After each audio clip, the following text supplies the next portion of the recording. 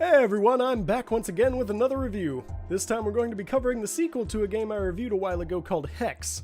Now, this game is fairly similar to the original, and a lot of my thoughts on this game are extremely similar to the first one, so this review will be a lot quicker in trying a slightly different format than usual.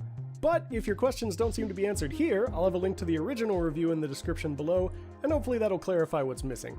So let's go ahead and dive right into the good, the bad, and the bland of Hex 2.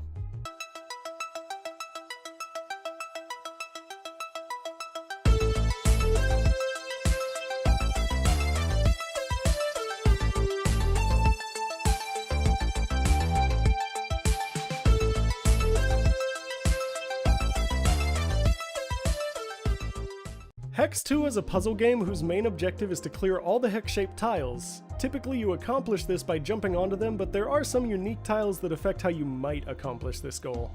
The variety of tiles is definitely a strong point that has carried over from the original game, with the new tiles being introduced causing you to have to approach a lot of the puzzles in different ways to figure out the solution. It kinda helps prevent the game from becoming too stale like a lot of other puzzle games, and I am glad to say that the music is still nice and relaxing, although I found myself less enamored with the music this time than I was in the original. It does still get the job done, but it just doesn't have the same draw to me.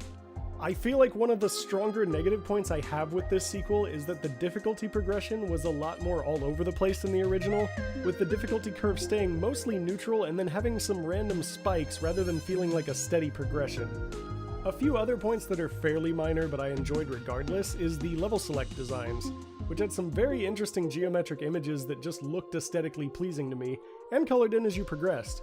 I also really liked the idea of the color assist mode, as I just appreciate the developer having the forethought to think of people who might have problems with color differentiation, and adding in a way for those people to enjoy the game.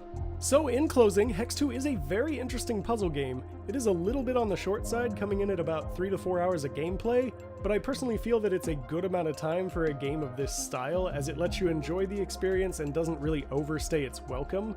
And I still thoroughly enjoyed the game as much as I did the first one, and if you enjoy puzzle games and are looking for something you can turn on and just play a few levels of when you've got like 10 minutes between things, this is a really good fit, and I would absolutely say it's worth the $7 the dev is asking for it.